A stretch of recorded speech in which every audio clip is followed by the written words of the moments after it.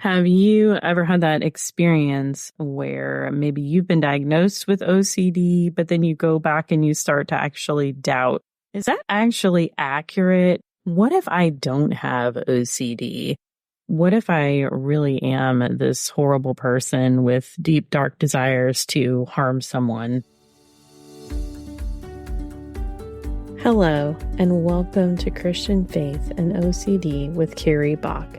I'm a Christ follower, wife and mother, licensed professional counselor who helps Christians struggling with OCD get to a deeper level of healing. When I couldn't find resources for my clients with OCD, God called me to bring this podcast to you with practical tools for developing greater peace. We're here to bust through the shame and stigma surrounding struggling with OCD as a Christian, sharing hopeful stories of healing and helping you replace uncertainty with faith. I'm here to help you let go of the past and future to walk in the present abundant life God has for you. So let's dive right into today's episode.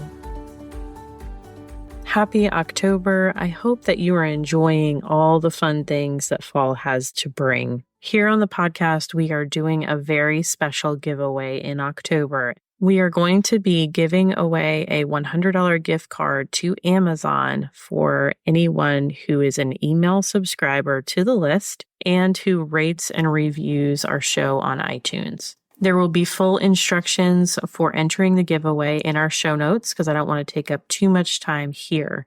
You can always reach us for further information at carriebach.com/podcast.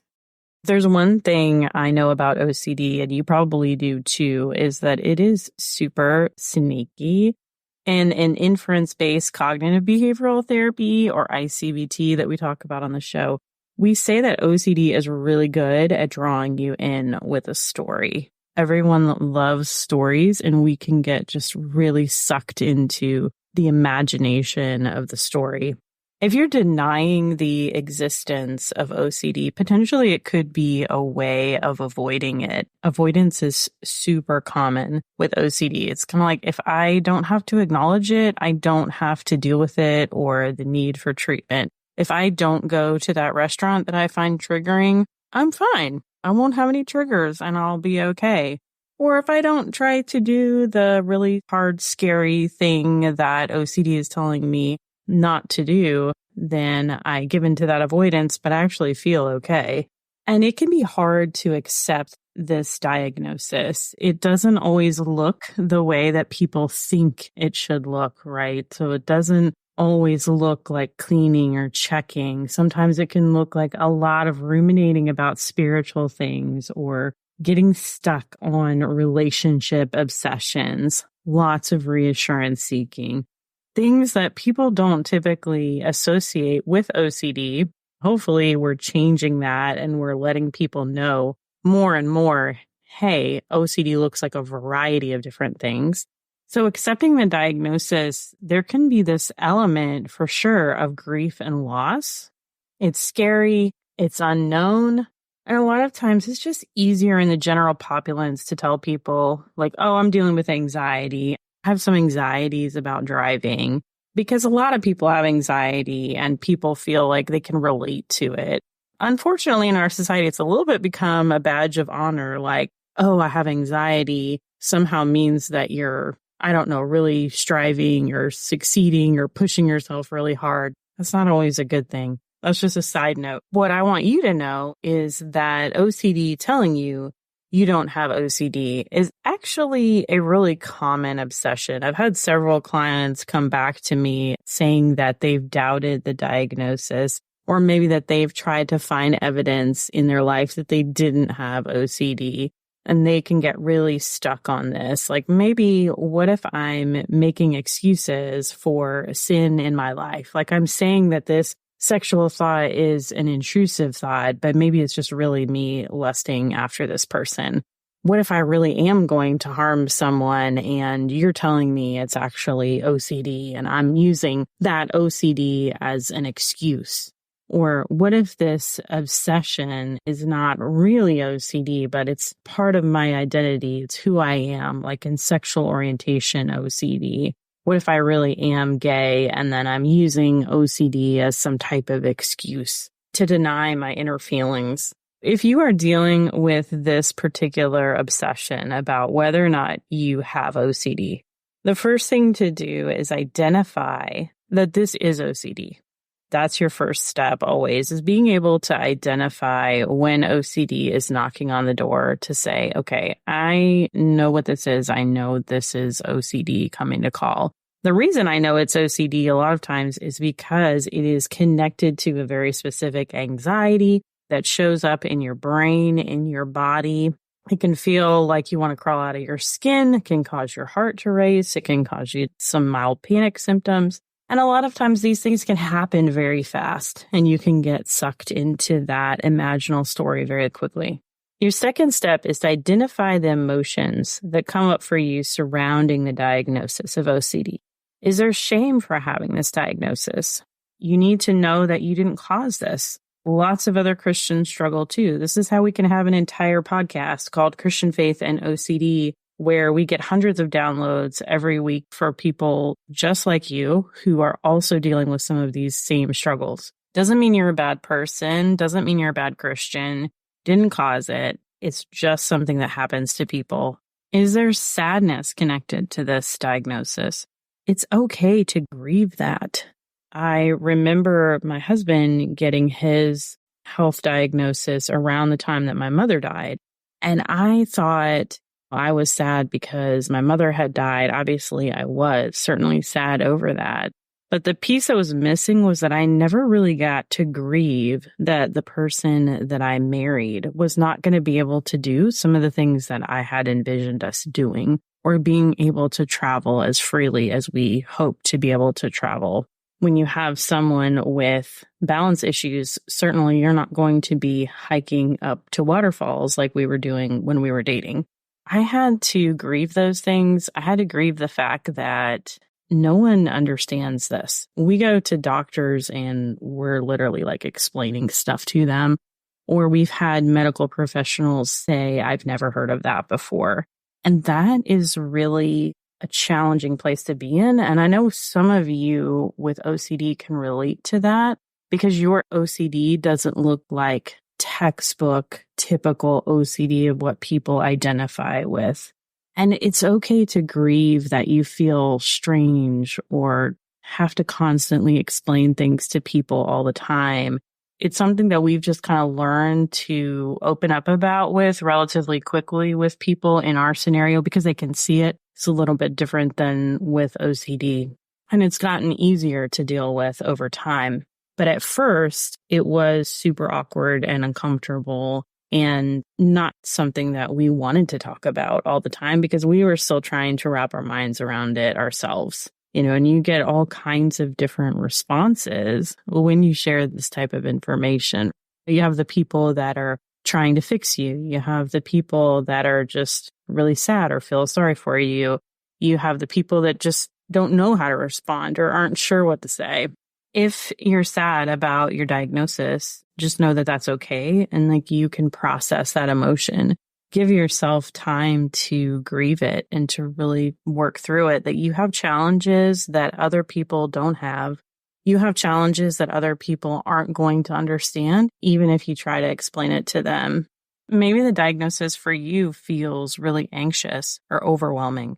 It can be pretty common for people struggling with OCD to fear becoming non-functional, go into a hospital, or, quote, going crazy, like developing schizophrenia. That is not the same as OCD, but it can become an obsession for people. I feel like I'm going to lose my mind is what they will say, which of course is a very vague term. When you're having those obsessions, it's important to bring yourself to the present of what is actually going on right now. I'm not experiencing that. I am functioning in my day life. I do have supports around me and people that can help me through my process. I can also add additional professional supports to that at any point in time. So if you are at a really low place in your OCD where you're constantly obsessing and compulsing, you might need to go to an intensive outpatient treatment, or you might need to be hospitalized until you can get to a place of medical stability. And that is okay. That does not mean that you are not going to be able to be functional again. It does not mean that you're losing your mind or going crazy.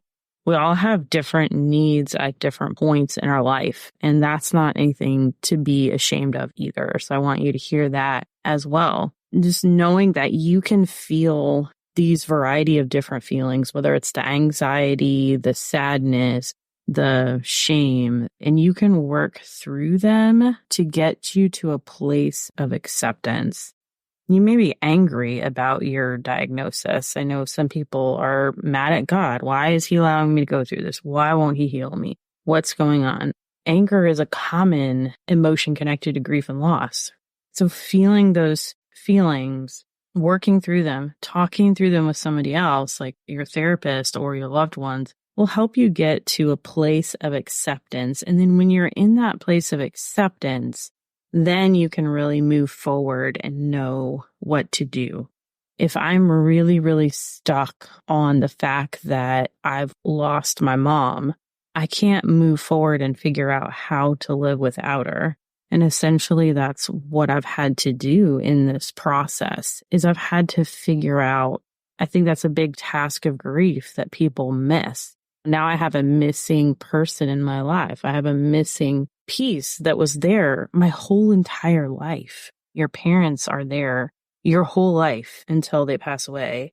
And then you have to figure out like how to live without them. You're not ever going to replace them. There's nothing like magically that shows up there, but it's almost like things get rearranged and reconfigured in your life. And that's okay. I want you to see what happens when you say to yourself, I am struggling with OCD. What is it like to sit with that? Some of you may have had a visceral reaction to that when I said it, like, oh, that doesn't feel good at all. But I like to tell this story because I think it makes a lot of sense in these situations where I volunteered for a short period of time and I went through massive amounts of training to be a victim advocate with the police department in Colorado. And they said, if you're going to go out and give a death notification, which I never actually had to do, but if you're going to tell someone that their loved one died, you have to actually say the word died, dead, death. You can't say, so-and-so, I'm really sorry that your brother is no longer with us. What does that mean? Where did he go? You have to say, so-and-so died. I'm sorry your brother died, because that sinks into that person's brain. It starts to help them realize this is real. If we start to use all these euphemisms and other things, they're not getting the full message.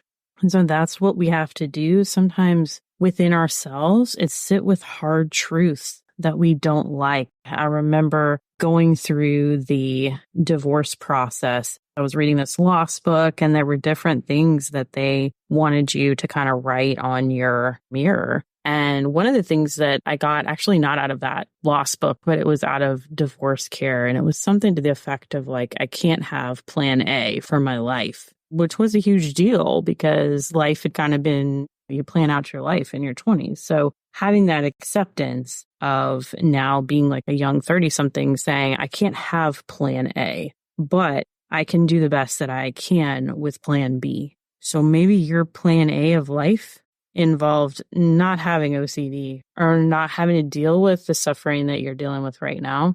And you can't have plan A. That's okay. But you can have plan B. And plan B can look really, really amazing and beautiful. And you know what? God is in the midst of when life throws us a curveball. He is still there and he is still walking with you on that journey. He loves you incredibly. And what's so interesting was I started out this episode wanting to just come on here and tell you, hey, it's a really common obsession to have an obsession about having OCD. And I realized how much of this whole episode has become about grief and loss and getting our way to acceptance, which is so important. So thanks for tuning in for that. You may be struggling. And when we had our monthly gathering, someone said, I've shared several of your podcasts with other people in church so that they can understand what I'm going through better.